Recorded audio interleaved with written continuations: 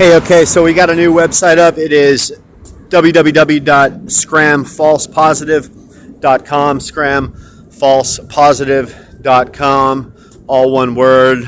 There was a little confusion whether or not these were actually Scram False Positive. It turns out they're actually fake reports being submitted to the courts, specifically Orange County, California.